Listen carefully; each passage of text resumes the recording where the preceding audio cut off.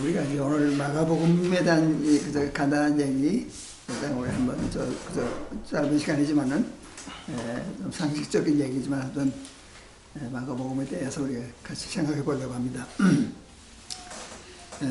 우리가 성경 구약에서부터 신약까지 지금 66권인데 제가 보기에는 그 모든 저자들이 다 나는 이제 전 시간에도 얘기한 것처럼 하나님의 예언자다, 저는 이렇게 봅니다. 이게 전부 다가 창세기서부터 모든 책의 저자가 다 하나님의 예언자다. 다시 말하면 하나님의 영감을 받은 사람들의 글이다, 이렇게 보면서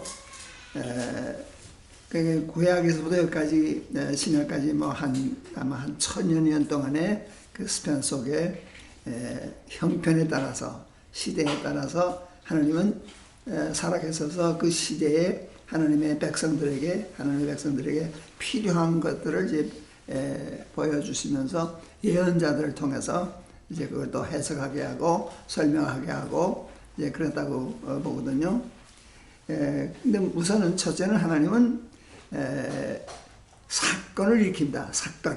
사건부터 일으킨단 말이에요. 사건을 일으키시고 그 다음에 이제 그것을 예언자를 통해서 해석하게 하고 또 그걸 때가 되면 기록하게 하고 이런 게 순서가 있다고 보거든요.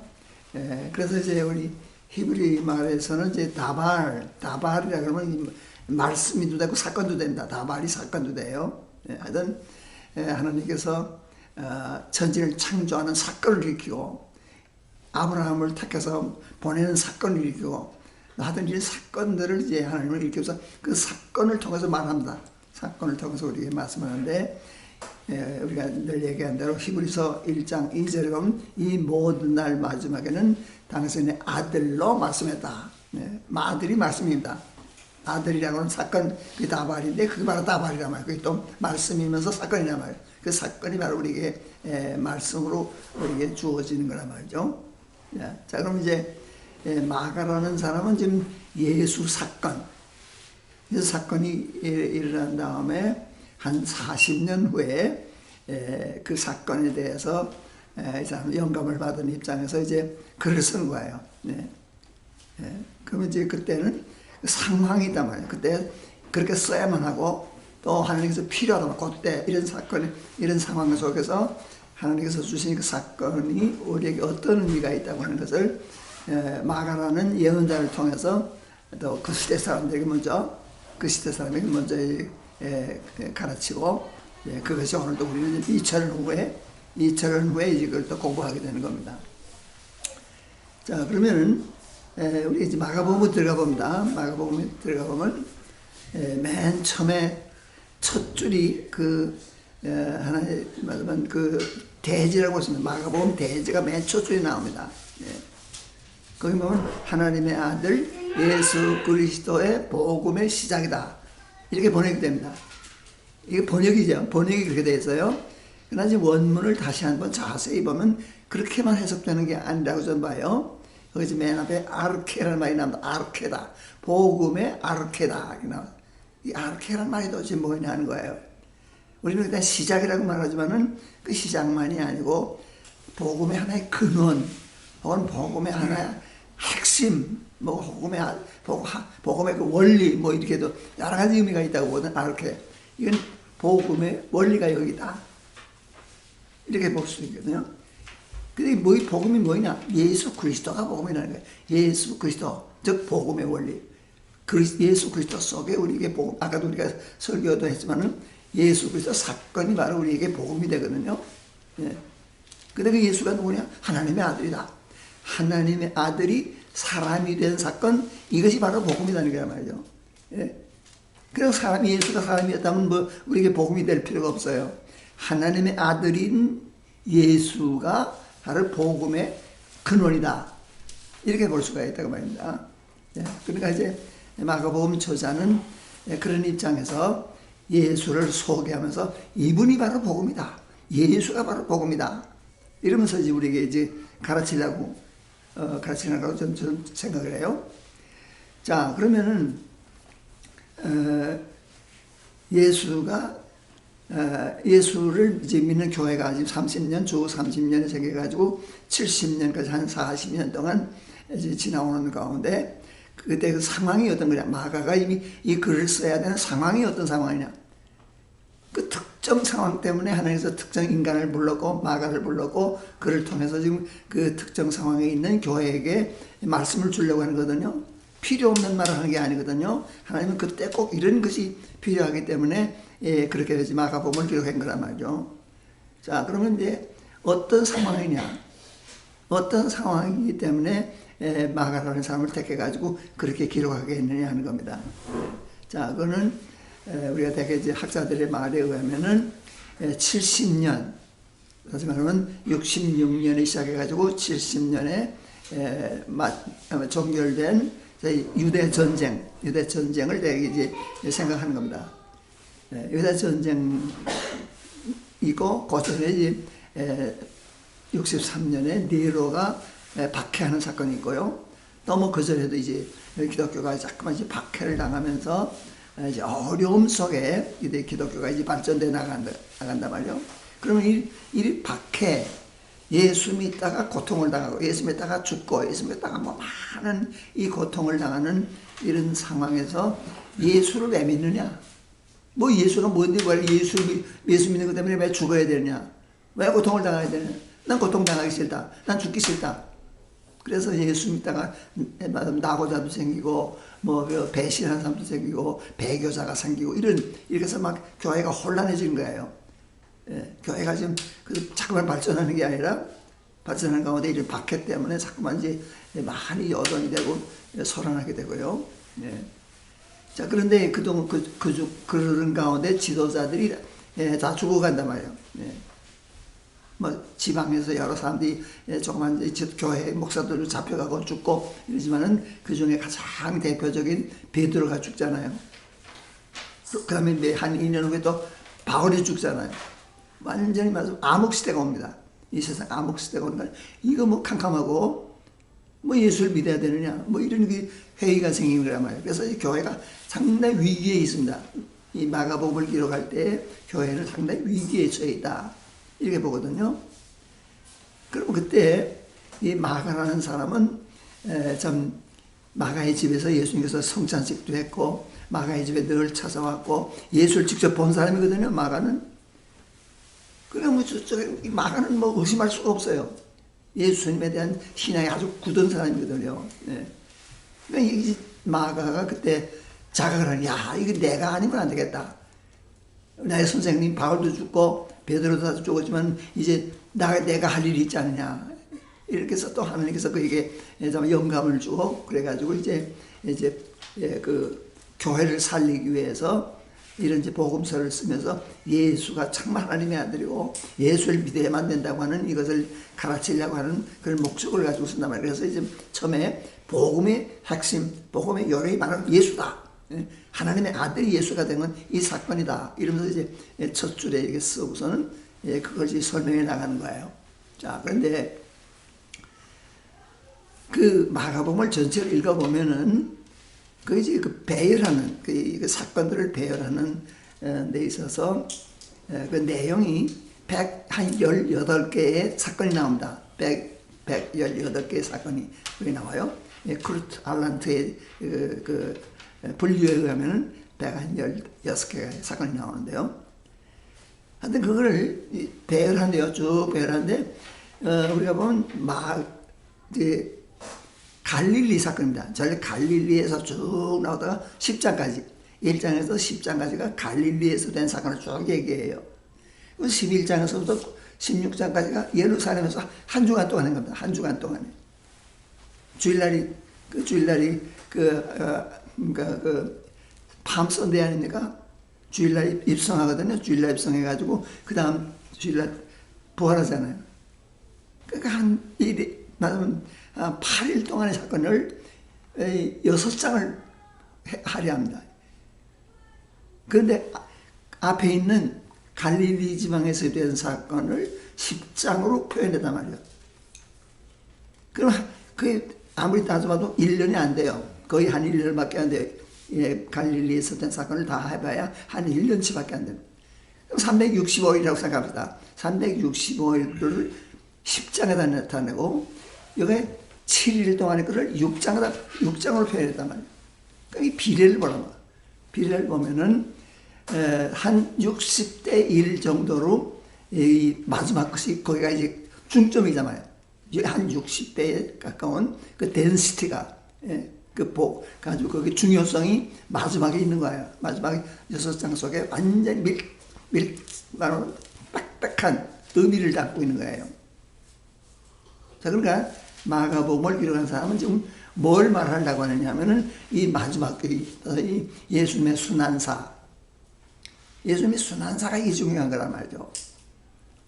이게 복음이거든. 다시 말하면 하나님의 아들이 사람이 돼가지고 와서 고생하다가 죽고 부활했다고 하는 이 사건, 이것이 바로 중점이라는, 기독교의 핵심은 그거라는 거예요.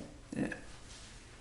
자, 그러니까 이제 그걸 이제 중점으로 예수가 바로 예수님의 그 순환, 우리 때문에 당한 것을 우리 아까 설교에도 말씀드렸지만은 예수님이 하나님의 아들로서 세상에 와서 많은 우리 때문에 고생당하고 버림을 당하고 마지막에 죽고, 이것이 바로 우리에게 복음이다. 이걸 말한다는 거란 말이죠. 예. 자, 그러나 정말 그분이 하나님의 아들이냐 이거예요. 하나님의 아들이 뭐 어떻게 하느냐? 사람이 그랬다면 무슨 아무런 효과가 없잖아요. 예. 우리와 같은 사람이 뭐 고생하다 죽었다면 뭐 하나가 어떤 사람이 죽었다는 거지 무슨 대속적인 무슨 어떤 가치가 어디 있겠느냐 말이죠. 그러니까 문제는 예수가 아무리 고난을 당하고 했지만은 이분이 하나님의 아들이 아니면 아무것도 안 되거든요. 네.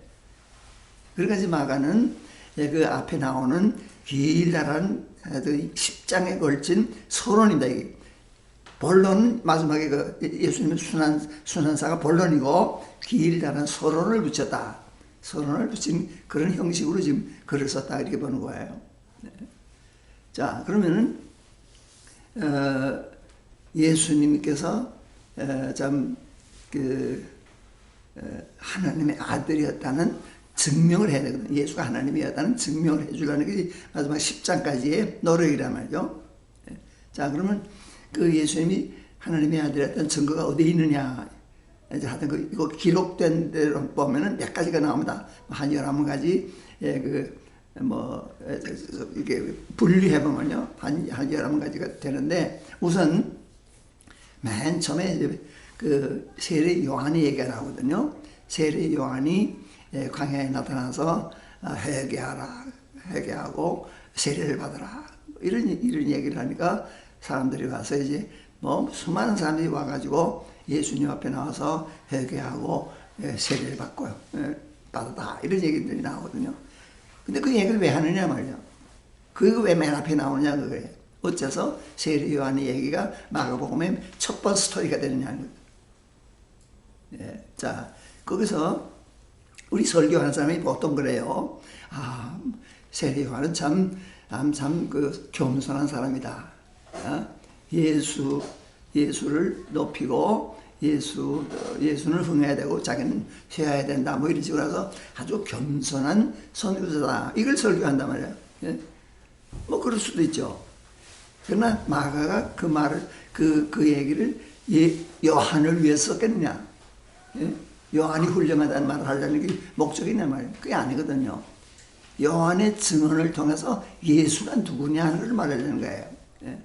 자, 이제 거기 보면 사람들은 지금 이 요한이 갑자기 나타나가지고 막 회개하라 이 독사의 종들아 이러면서 막 굉장히 참 용기 있게 이렇게 그 설교를 하니까 사람들은 뭐 박수를 치면서 거기 있는 데를 보면 예루살렘 사람이 몽땅 나왔다고 그랬어요. 그 다음에 유대지방, 예루살렘을 중심으로 그 유대지방 사람이 전부 다 나왔다고 그랬어요. 아주 강조합니다. 수많은 사람이 몽땅 다 나와 세례 요한이 나타나서 전부 다 세례를 받습니다. 다 잘못했다고 그러면서 회개하면서 이제 물에 들어가서 전부 다 세례를 받는단 말이에요. 자, 그건 이제 왜 그랬겠습니까? 왜 사람들이 그렇게 많이 나왔냐 하면은 이 사람들이 정치적인 거거든요. 세례 요한이 나타나서 이제 말하는데 지금까지는 소위 메시아라는 사람들이 많이 나왔어요. 내가 메시아다. 내가 메시아라는 메시아라는 사람이 많이 나타나가지고서 뭐 떠들어댔는데 이 사람 전부 다 정치가들입니다. 전부 다 예루살렘에서 높은 자리에 있는 사람, 권세 있는 사람들이 내가 왕이다, 내가 메시아다 이러면서 나온단 말이에요. 그러니까 좀 사치예요. 고루 거각해서 산의 진미를 먹으면서 자기는 잘 살면서 내가 메시아다 이러는 거예요. 백성은 다 굶어 죽어가는데 자기만 잘 살면서 내가 메시아라고 한단 말이에요. 그러니까 처음에는 달아나오다 다 후지부지하고 다 달아나요. 근데 세례 요한한테 가보니까 세례 요한은 정말 검소하고 너무도 검소한 거야. 낙타털 굵직굵직한 실좀 꽈가지고 그걸로 가지고 만든 옷을 입었단 말이에요. 그거 양 잡아먹고서 이 가죽 하나 째가지고 이게 허리를 동이고 있고요. 먹는 것은 석초이나 먹고 메뚜기나 잡아먹는다. 얼마나 소박한지 모르거든요. 야, 이런 사람이 우리의 메시아다. 이런 사람이 우리 왕이 돼야 되겠다. 이러면서 막 인기가 올라가는 거예요. 그래서 사람들이 막 모여들었거든요. 자, 그러니까 사람이 볼 때, 보통 사람이 볼 때, 이분은 세례 요한은 상당히 훌륭한 지도자다. 그래서 까마득하게 높여, 야, 우리의 지도자가 나타났다. 이렇게 생각하는 거예요. 근데 세례 요한이 세례 요한이 내가 메시아가 아닙니다. 나를 그렇게 생각하지 마시오.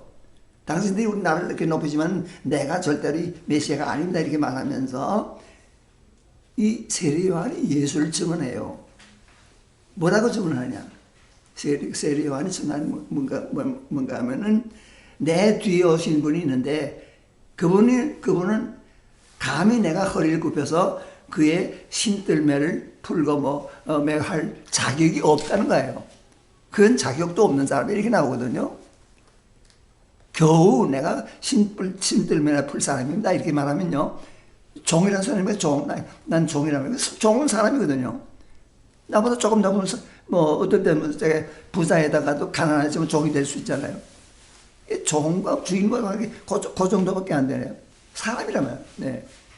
그러나 세례 요한은 뭐라고 하면 나는 그 자격이 없다는 거예요. 예수의 종이 되면 자격도 없다고 하니까 이거 맞으면 무한대가 돼. 무한대. 예수를 무한대로 높이는 거예요. 그러니까 세례 요한의 증언이 바로 예수가 자기하고는 다른 차원이 다른 존재라 그 말을 하는 거란 말이에요. 예. 지극히 높은 분이라는 그 말을 하는 거거든요. 그 다음에 두 번째로 하는 말은 나는 지금 겨우 여러분들에게 물로 세례 준다. 물로 세례 준다는 게 뭐냐? 물로 세례를 주면 어떻게 됩니까? 물로 세례를 주면은 그 더운 지방이거든요. 물속에 들어가면 좀 시원해지요. 또 걷는 가운데서 때가 묻고 먼지가 묻고 그러잖아요. 그럼 또 거기 들어가면 좀 때가 좀 식혀지고 먼지가 좀 떨어지겠죠. 그런 물리적인 조그만 현상이 나타나는 거예요. 그 이상은 아니에요. 그러나 이 요한이 하는 말은 그분은 성령으로 세례 준다 이라고 해요. 이거 질적으로 다른 거예요. 자기는 겨우 물로 세례 주기 때문에 그래서 물리적인 현상이 조금 나타나지만 그분은 성령으로 세례 줄 사람이다. 이건 완전히 물과 성령에는 이런 차이가 있는 거예요. 이게 절대적인 차이거든요. 이렇게 말함으로써 예수가 우리하고는 다른 차원의 존재다. 이걸 말해준 거거든요. 첫마디에서부터 예수는 나하고는 다르다. 정말 완전히 참 차원이 다른 존재라고 하는 것을 증명해 주는 거예요. 그런 얘기에서 시작하는 겁니다. 그래서 예수를 이제 증언하려고 하는 목적으로 이제 써나가거든요.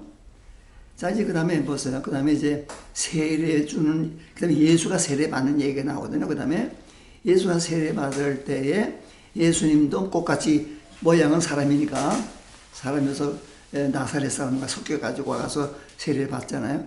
물속에 들어갔다 나오면 똑같죠. 다른 사람이나 똑같이 눈으로 보기는 똑같아요. 그렇지만 거기에 기록을 어떻게 하느냐면 예수님이 물속에 들어갔다 나올 때 하늘이 갈라졌다는 거야. 하늘이 갈라졌다. 다른 사람들은 알겠지만 다른 사람들은 물속에 들어가면 좀 시원해지고 조금 먼지가 떨어지고 조금 때가 씻겨질지 모르지만 그 이상은 아니거든요. 근데 예수님이 세례받고 올라왔다는 하늘이 갈라졌다는 거예요. 하늘이 문이 열리는 거예요. 이런 현상이 나타났다는 거예요. 마가가 그걸 기록하는 거예요. 예수가 보통 사람이 아니다. 예수 때문에 하늘이 갈라진다. 막혔던 하늘이 갈라진다는 거예요. 길이 열리는 거예요. 그 다음에 두 번째는 하늘에서 성령이 비둘기처럼 내려오더니 예수 속으로 들어가더라. 이렇게 나오는 거예요. 네. 그러니까 예수는 사람만이 아니고 성령의 사람이다. 하나님의 영이 거기 들어가 있는 사람이다. 이렇게 가진 거예요. 그래서 그 다음에는 그뿐 아니라 하늘에서 소리가 들려왔다. 너는 내 사랑하는 아들이다. 내가 너를 기뻐한다는 이런 하나님께서 와서 제가 했다는 거예요. 이런 그 짧은 얘기 속에서 예수가 사람이 아니라는 것을 거기 말해주는 거예요. 이건 확실히 하나님의 아들이었다는 하나님의 제가의 말씀이 거기 나온단 말이에요. 자, 이렇게 해서 이제 하여튼 마가는 이런 식으로 예수가 사람 이상이다. 하나님이라는 것을 증명하려고 하는 얘기를 차곡차곡 이렇게 이제 쌓아나가는 겁니다. 이제 그 다음에 나오는 여러 가지 기적이 쭉 나오잖아요. 이제 그 1장의 첫 번 사건이 회당에 들어가서 이제 가르치는 사건이 나옵니다. 예수님께서 가버나움에 가버나움 회당에 모인 사람들을 가르치는데 그 가르치는 내용이 전혀 다르다는 거예요. 남들이 지금까지 들어본 것이 아니라는 거예요. 서기관이라면 그때 서기관들이 가장 높은 엘리트입니다. 그 시대의 서기관이라면 제일 큰 엘리트고 이 사람들이야말로 율법학자들이고 이 사람들이 가장 권위가 있고요. 서기관이 제일 권위가 있는 사람들인데 서기관은 뭐 아무도 아니라는 거예요. 서기관과는 전혀 다른 권세 있게 가르치더라는 겁니다. 자, 그러면 물론 뭐이겠네요. 어떻게 가르쳤기 때문에 예수가 그렇게 권세가 있었겠느냐. 우리가 확실하게 거기 마가복음에 다 기록되지는 않았지만 우리가 추측해 보는 거예요. 예수님의 말씀에는 보통 사람이 하지 못하는 말씀을 한 걸 여러 가지가 해야 된단 말이에요. 예를 들면은요, 예수님은 말씀할 때 아멘부터 시작해요. 아멘 레고히민. 다른 사람 그런 말 안 해요. 아멘이라는 우리가 아멘 하는데 다 들어본다며 아멘 하잖아요. 다 들어본다며 얼쏘 그래야지. 아니면 아니라고 해야 되는데 예수님은 아멘부터 하는 거예요. 아멘 레고히민. 혹은 아멘, 요한복음은 아멘 레고 그렇게 말해요. 이거 말 예수님은 와서 이 진리를 말한다는 거예요. 아멘이라는 데서부터 그 진리라는 말이 나와요. 아멘이 에메트라는 말이 되는데요. 진리라는 소리가 나와요. 내 말은 진리다. 이렇게 말하는 거예요. 벌써. 예. 이를 권위. 내 말은 조금도 틀림이 없는 진리라고 하는 것을 확신해가지고 말씀하는데 이건 지금까지 들어본 적이 없어. 그렇게 말하는 사람이 없어요. 예수님만이 아멘 레고히민 이렇게 나와요. 이런 거라든가 또 예수님께서 말씀하실 때는 이제 마태복음 5장에 보면요. 옛날 사람들은 이렇게 말했다. 구약에서 이렇게 말했다. 그래 나는 이렇게 말하다. 이렇게 나오는 거야. 이걸 이제 성경을 개조할 수 있는 거야. 예수님은 하나님의 말씀에 대해서 자기가 이제 좌지우지할 수 있는 그런 권위가 있다는 거예요. 서기관은 절대로 그런 말을 못하고 서기관은 있는 것을 조금도 변하지 않고 그대로 전하는 것이 서기관의 그 책임이고 그게 권위입니다. 근데 예수님은 그걸 능가하는 거야. 너들은 구약에서 이렇게 들었지만 나는 그렇게 말한다. 이렇게 말할 수 있는 게 이게 하나님의 권세거든요. 신적인 권위가 거기 나타나는 거란 말이죠. 그리고 또 나가다 보면은 예수님은 구약에 있는 모든 말씀이 나를 두고 말했다. 이렇게 나온다. 나를 두고 말한 거다. 이게 어떻게 사람이 할 수가 있어요. 네. 성경이 나를 두고 말한다. 이렇게 나온단 말이에요. 하여튼 이런 식으로 그 예수님의 가르침 속에서도 완전히 신적인 권위가 나타나는 거예요. 자, 이제 그 다음에 또 보면, 귀신 들린 사람이 여기 나타나는데, 귀신 들린 사람들이 절절매는 거야. 예수님 앞에 나오면 절절매면서, 나가! 그러면 나가버리시고 말한단 말이에요. 그래서 우리 보통에 있어서는 귀신이라는 것은, 하나님께서 인간 만들고 사탄도 물론 이제 귀신도 귀신이 아니라 천사를 만들겠죠. 하나님께서 천사도 만들고 사람도 그때 만드는데 저희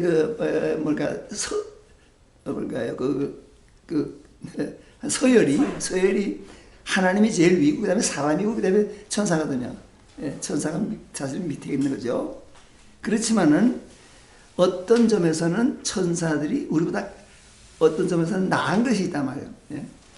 다시 말하면 천사는 어떤 부분에서는 인간을 앞서는데, 하지만 그 힘에 있어서 천사가 하나님을 받드는 하나의 사사로서 우리보다 훨씬 앞서는 거예요. 그래가지고 천사가 우리를 붙들면은 우리가 꼼짝 못해요. 천사에게 붙들립니다. 그러면 악마가, 악한 귀신이 우리를 붙들면 우리는 꼼짝 못합니다. 그러니까 귀신 들려버리고 말아요. 귀신에게 들려가지고는 꼼짝 못한단 말이에요. 귀신이 우리를 전복합니다. 어떤 때는. 그러니까 우리는 귀신의 지배를 받게 되어 있는 거예요. 자, 그런데 예수님만이 사람이었다면 귀신이 예수님을 정복할 거예요. 근데 그렇지 않고 거꾸로 예수님이 이 귀신을 정복하고 쫓아내고 명령하면 복종할 수밖에 없는 이런 사건들이 나오거든요. 이것만 봐도 이거는 예수는 맞아 하나님이라고 하는, 하나님만이 사탄을 지배하고 귀신을 지배할 수가 있는데 예수가 바로 그런 지배하는 권세를 가지고 있다. 그러니까 예수가 사람이 아니다는 얘기가 되는 거거든요. 뭐 그 밖에 이제 많은 기적들이 이제 많이 나타납니다. 이 기적 하나하나가 다 사람으로서는 할 수 없는 놀라운 사건들 아닙니까? 그래서 그 대표적인 기적들이 나오죠. 문둥병자를 고친다든가, 뭐 소경을 고친다든가, 무리를 걸어간다든가, 오병이를 가지고 5,000명, 좀 보리또 7개 가지고 4,000명을 먹었다. 이게 또 상상할 수 없는 거거든요. 사람은 도저히 이건 상상할 수 없는 사건들이 예수님의 생애 가운데 또 수두룩하거든요. 다 기록한 게 아니거든. 그 부분적으로 대표적인 것들만 거기서 기록한 거란 말이죠. 자, 이제 그렇게 해서 그 기적 자체가 이제 예수의 그 신성을 이제 말해준다는 것을 말하는 이제 그런 목적으로 이제 그걸 써나가는 거예요. 자, 그리고 이제 예수님께서 십자가에 달려서 죽으실 때 죽으시는 광경을 본 로마의 백부장은 군인으로서, 직업 군인으로서 여기저기 가면서 이제 백부장 노릇하면서 그 이제 죄인들을 죽이잖아요. 십자가에 달아 죽인 적도 있고 뭐 여러 가지 방법으로 죽였겠죠. 근데 사람들을 이 죽인 때마다 본단 말이에요. 죽는 사람이 어떤 관계인가를 보는 거예요. 근데 예수님이 죽으신 걸 보고선 놀라는 거예요. 백부장이 놀라요. 어떻게 이럴 수가 있느냐. 사람이 어떻게 이럴 수가 있느냐 하는 거예요. 그래서 그게 감탄해서 하는 말이, 야, 이분은 하나님이었구나. 이렇게 감탄해요. 하나님이었다는 것을 로마의 백부장이 고백을 해. 예수가 하나님의 아들이라고 하는 것을. 자, 이런 사건. 또 그리고 그 다음에는 마지막으로는 예수님께서 부활했다는 사건 때문에. 다른 사람은 죽으면 죽는 거지 무슨 부활이라는 게 어떻게 있을 수 있어요. 그런데 예수는 부활했다는 사건이 일어나는 거예요. 그러니까 이걸 봐서 이거는 틀림없이 사람이 아니다고 하는, 하나님이라고 하는 이런 증거라는 거죠. 그래서 마가는 이제 그걸 쭉 막아가지고 이제 예수가 하나님이었다 하는 걸 증거한단 말이에요. 그러면 하나님이신 분이 사람이 돼가지고 오셔서 우리 때문에 죽으신 이것이 바로 복음이다 하는 거예요. 그래서 제가 아까 설교에도 말씀드렸지만은 지금 사람들은 오해합니다. 사람들은 예수가 누구지를 모르니까. 그래서 예수님이 그래서 눈으로 나타난 대로의 그런 그 놀라운 사건을 보면서 그래서 감탄하는 거, 야, 뭐 이상하다, 무섭다, 무섭다, 이런 식으로 감탄을 하지만은 정말 그 실체를 몰라. 예수가 누구지를 모른단 말이죠. 지금까지 경험이 없으니까 알 수가 없는 거예요. 자, 그러나 이제 그래서 모든 사람들이 지금 예수의 사건에서 이제 마가복음만 아닙니다만은 우선 마가복음에서 보면은 예수를 오해합니다. 예수를 오해해가지고 예수는 지금까지 우리가 경험한 어떤 인간보다도 훌륭한 인간이다. 이렇게 생각합니다. 사람 중에서는 가장 훌륭한 사람이라는 그런 이제 판단을 합니다. 자, 그래서 이분이야말로 우리나라의 메시아다. 이걸 생각합니다. 이분은 틀림없이 하나님께서 약속한 메시아다. 우리나라를 독립시키기 위해서 우리 선민 이스라엘 백성을 참 돕기 위해서 우리에게 메시아를 보내는 분이다. 이런 정치적인 메시아를 예수님께서 발견합니다. 모든 사람은 그렇게 거기까지밖에 못 갑니다. 다만 성령이 임하기 전에는 눈을 뜨지 못하기 때문에 우리 육안을 가지고 보는 예수에게서는 그래서 훌륭한 인간만을 발견하는 거예요. 그 이상을 발견하지 못해요. 네. 자, 그래서 우리가 이제 그 마가복음에서 보면 여러 번 그런 사건이 나오는데요. 그저 우리가 한 가지만 얘기하면은 예수님을 따라다니는 12제자가 이제 예수님을 따라갈 때 이 사람들은 다 참 그 직업이 어부라든가 그 밖에 여러 가지 세리도 있고 있잖아요. 직업이 뭐든지 간에 예수에게서 뭔가 희망을 가지는 거예요. 야, 저분이 저런 걸 보니까 우리가 저분을 따라갈 만하다. 저분을 모시고 가면 앞으로 우리가 뭐 한 자리 할 거다. 예수를 우리가 모시고 가면서 우리가 뭔가 해보자. 우리가 뭔가 얻어보자. 우리 행복을 얻자. 뭐 이런 식으로 인간적인 혹은 물질적인 생각을 하면서 예수를 따라가는 거예요. 네. 대부분이 그렇다고 저는 봅니다. 네. 자, 그러니까 이제 예수님이 기적을 행하면 사람들이 와 하고 소리, 그렇게 기분이 좋은 거야. 야, 저분이 저렇게 인기를 하는 거 보니까 앞으로 이렇게 인기가 자꾸 올라가면 결국은 이 예수가 왕이 될 거니까 우리가 예수를 모셨기 때문에 우리도 한 자리 한다. 이런 정치적인 생각을 하면서 예수를 지금 따라가는 거거든요. 자, 그러니까 이제 거두절미하고 이제 마지막에 5,000명을 먹이는 사건이 나오잖아요.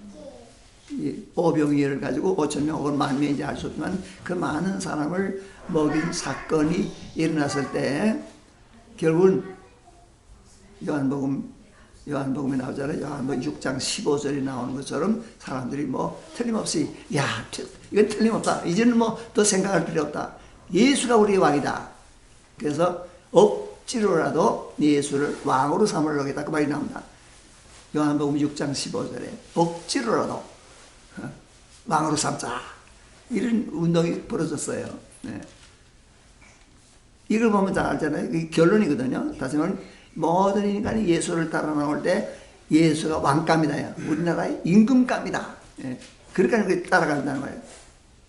그러니까 뭐 다른 데 일도 안 하고 다 따라가는 거예요. 예수, 이제 앞으로 우리나라는 독립할 거다. 불언간 우리나라는 독립할 거다. 예수를 왕으로 삼고 우리가 잘 살 때가 올 거다. 이런 생각을 희망을 가지고 예수를 따라가는 거예요. 근데 그 중에 제일 욕심쟁이들이 12제자는 예수님을 그렇게 측근해서 따라하기 때문에 우리 틀림없이 한 자리 한다. 장관 한 자리씩 다 할 수 있다. 이런 생각을 가지고 예수를 따라가는 거예요, 지금. 자, 그래서, 그렇게 이제 6월절이 가까우니까, 야, 이번 6월절에 가면은 큰일이 날 거다. 그때는 내가 한 자리 한다. 이런 소망을 가지고 지금 이제 그날을 기다리는 거예요. 6월절을 기다리는 거예요. 근데 6월절이 얼마 남지 않았는데 예수님께서 어떤 날 가이사랴 빌보로 가자. 그러니까 가이사랴 빌보로 가자고 이렇게 예수님께서 제안하는 거야. 가이사랴 빌보가 어디입니까? 예루살렘으로 가야 돼. 남쪽이 예루살렘은 남쪽에 있거든요. 남쪽으로 가야 되는데 예수님께서는 가이사랴 빌보로 가자. 북쪽으로 가자 그래요. 가이사랴 빌보는 북쪽에 있어요. 예. 갈릴리 바다에서 갈릴리 호수에서 조금 올라가면 거기 이제 훌라라는 조그만 못이 또 하나 있습니다. 그 좀 더 올라가면 거기 이제 가이사랴 빌보라는 데가 있고 단이라는 데가 있고 또 하나가 있는데 물이 쏟아져 나온다. 거기서 세 곳에서 물이 칼칼 쏟아져 나오는데 그 물이 무슨 물이냐면은 헐몬산에서 눈이 녹아서 내려오는 물입니다. 얼마나 찬지 몰라요. 그 물을 우리가 바로 가서 저도 닦아봤습니다. 바로 닦으면 이거 한 몇 번도 못 했어요. 너무 차서 막 뛰쳐나옵니다. 이만큼 찬 물이 있어요.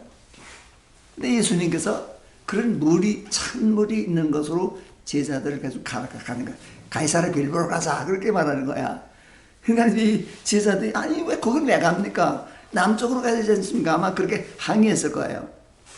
그러나 예수님께서는 그들을 자꾸 권해가지고 북쪽으로 가는 그 얘기가 이제 마가복음 8장 27절부터 그 말이 나옵니다.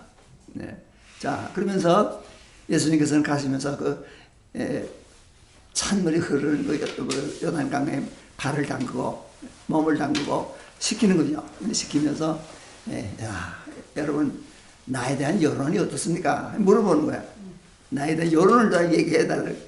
그러니까 뭐 우리가 다 들었는데 선생님은 세례 요한이라고, 세례 요한이 죽었지만 세례 요한이 살았기 때문에 이랬다고 이런 말 하는 사람이 있습니다. 또 어떤 사람은 엘리야라고 하는 사람도 있습니다. 또 어떤 사람은 앞으로 온다고 신명기 20장에 나오는 그 예언자 중에 하나가 나타날 거라고 말한 사람도 있습니다. 마태복음은 예레미야라고 하는 사람도 있다고 말해요. 하여튼 이렇게 여론을 말해줍니다. 우리가 듣기는 그렇게 들었습니다.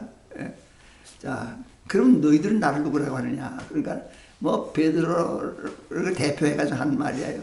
뭐 틀림없어요. 당신 우리 왕이에요. 이렇게 나와요. 당신 우리 왕입니다. 우리가 당신을 왕으로 삼고 지금 나온다고 말해요. You are the Christ. C.A.O. Christus. 당신은 메시아입니다. 이거 뭐 단정적으로 말하는 거예요.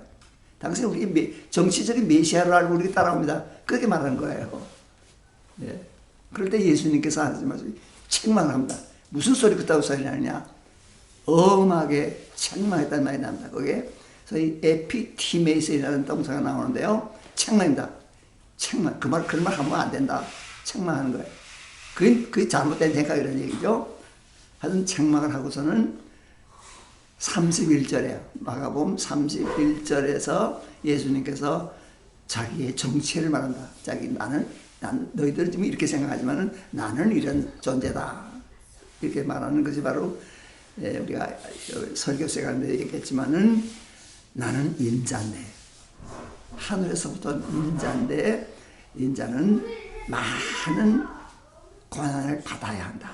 나는 많은 고난을 받아야 한다. 너희들은 나에게 영광스러운 나라가 왕이 된다고 말하지만 나는 많은 고난을 받아야 된다는 거고 나는 버림을 받아야 된다. 물론 거기는 장로와 제사장과 바리새인들에게 버림을 받는다고 했지만 사실은 이제 마지막에는 하나님께 버림을 받습니다.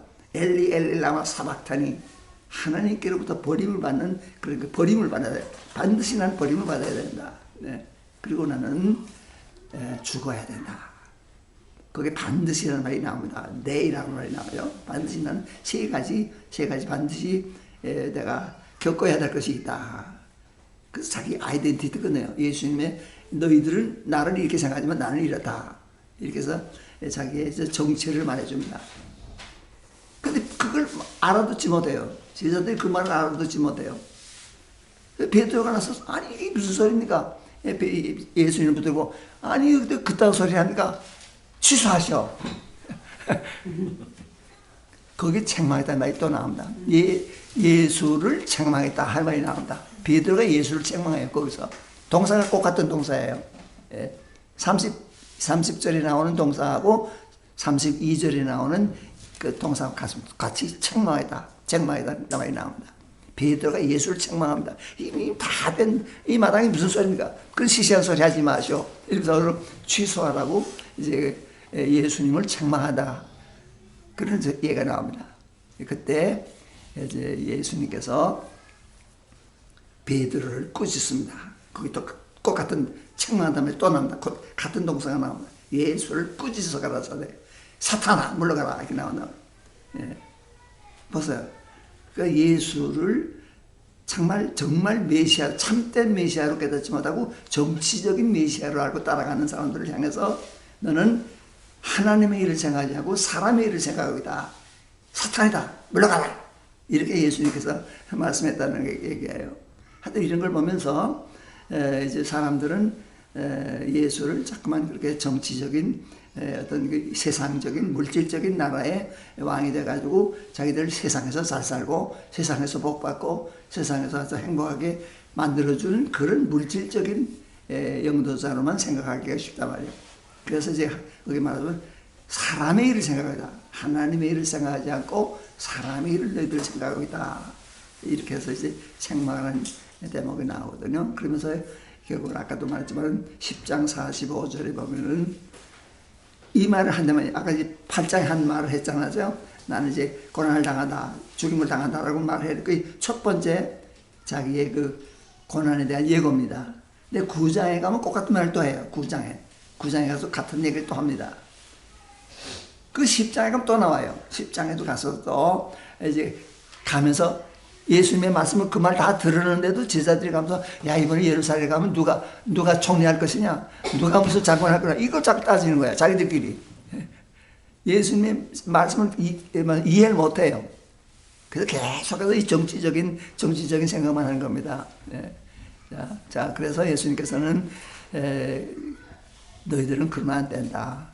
너희들은 그러면 안 된다. 그러면서 이제 그 결론이 뭔가 하면 나는 세상에 하늘에서 왔는데 섬김을 받으라는 것이 아니라 섬기러 왔고 대속물이 되기 위해서 왔다는 얘기를 해준다고 말이죠.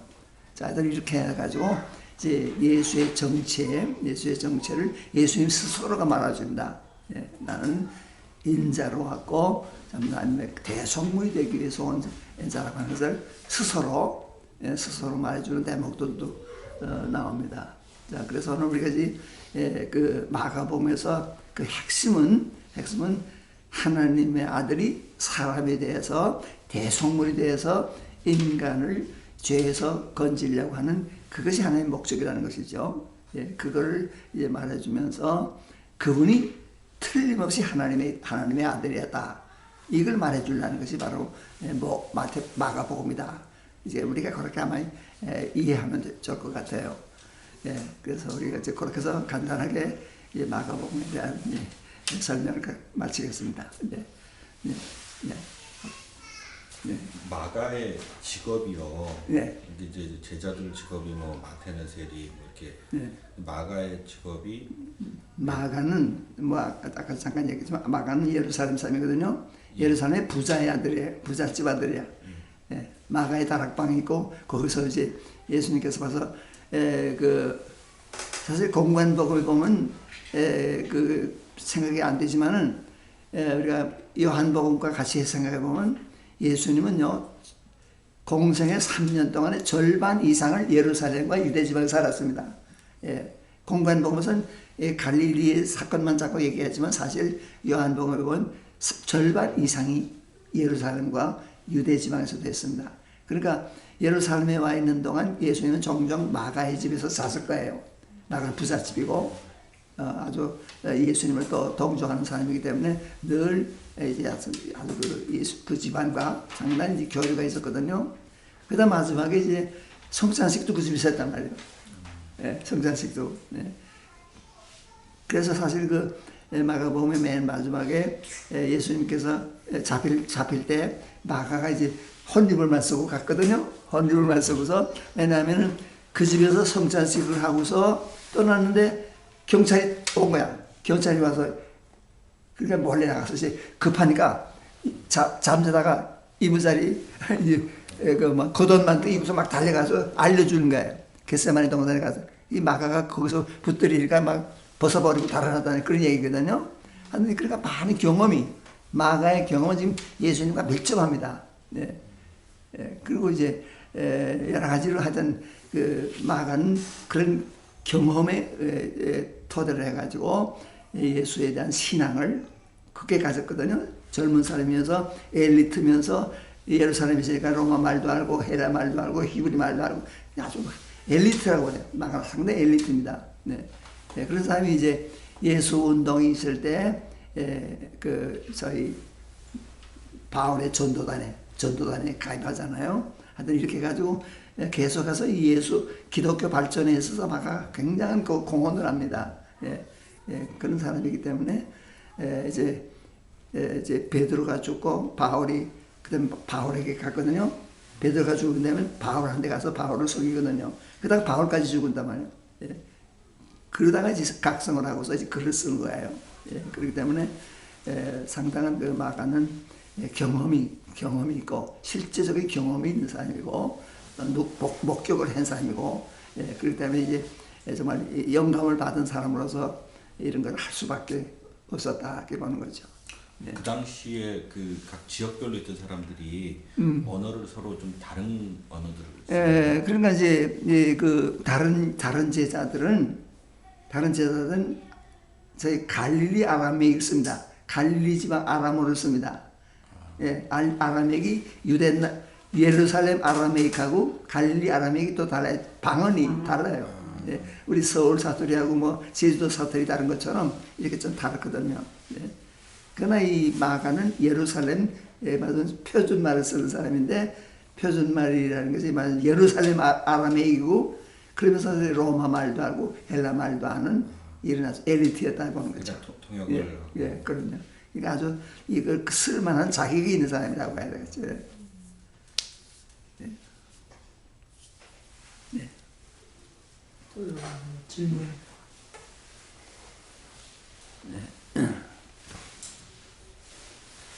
저는 어저께 이 마가복음 읽으면서요.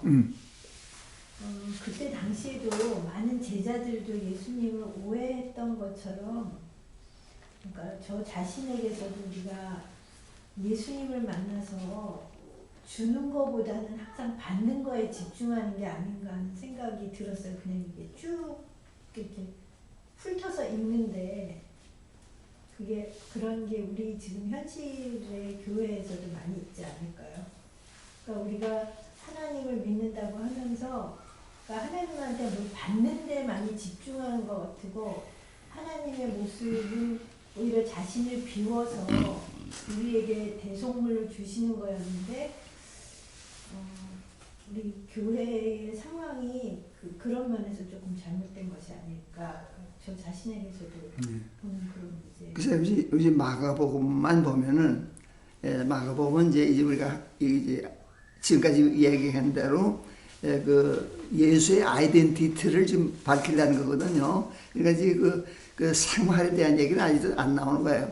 예, 그러니까 그 크리스천 라이프에 대해서 예수를 믿는다면 어떻게 살아야 되느냐 하는 것은 이제 그 실천적인 문제인데 마가는 그걸 토치하는 게 아니란 말이에요. 예, 그러니까 그게 안 나오는 거 버리지 뭐 마가도 뭐가 있었겠죠. 생각이 있었겠죠. 그러나 이제 그게 기록은 마가의 그런 기록은 잘 안 나오는 거죠. 예수님의 그 아이덴티티에 대한 얘기를 자꾸 하려는 거니까. 예, 예. 그러나 이제 자기를 부인하고 자기 십자가를 지고 따르라는 예, 이제 그런 것이 아주 첫째가 되려면 대표적인 얘기는 나오지만은 예, 그런 예. 부인이 잘 안 되더라고요. 그러니까 저희가 말씀드린 것처럼 두 줄을 쉬었다가 그 다음에 이제 누가복음 사도행전은 여러분들이 연달아서 같이 좀 읽고 오시는 게 좋겠습니다. 누가복음 사도행전. 그리고 이제 마지막 주에 요한복음을 하게 됩니다. 그래서 사실 이제 목사님하고 이렇게 공감봉선을 하지만 이게 완성을 보려면은 목사님하고 같이 성질에 한번 가야 되는데 지금 건강이 지금 그건 좀 어려웠고. 예. 사실은요, 아까도 제가 얘기했지만은 제가 가이사라 빌립보를 몇 번 가보고서 알았어요. 가보고서는 몰랐어요. 아, 이래서 간구로나 내가 느꼈죠. 그 찬물 있는 데로 올라가는 것이 정말 여러분 거기 갈릴리 가보면 얼마나 더운지 몰라요. 갈릴리가 뭐 아신 대로 해저 200m거든요. 지중해보다 200m는 낮은 엄폭한 곳입니다. 얼마나 더운지 몰라요. 그러니까 이제 사실은 육체적으로도 막 달아오르는 거야. 예. 더워서 막 밤잠도 못 자고. 그런데도 정신적으로도 달아오르는 거야. 야, 며칠 있으면 우리가 한 자리 한다. 뭐 이런 열이 올라 있는 거야. 그러니까 이걸 다 녹시켜야 돼. 몸도 식히고 정신도 식혀야 돼.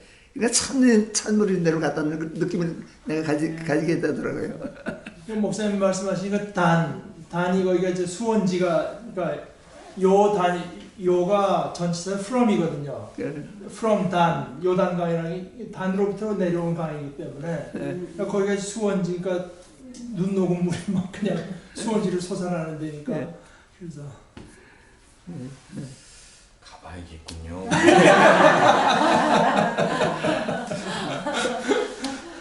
목사님 기도해 주시고. 예.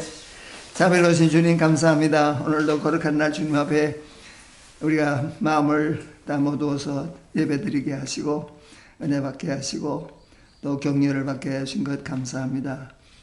우리가 주님의 자녀로서 주님 앞에 부끄러움이 없는 삶을 살게 하여 주시고 우리가 세상에 나가서 살 때 세상에 물들지 않게 하시고 시험에 빠지지 않게 하여 주시고 사탄을 이기는 참 승리자들이 다 되게 하여 주옵기를 간절히 바랍니다. 우리가 주님을 바로 깨닫고 또 바로 안으로서 우리의 신앙생활 올바라지고 또 모든 사람에게 복음을 올바로 전하는 우리들이 다 되게 하여 주시옵소서.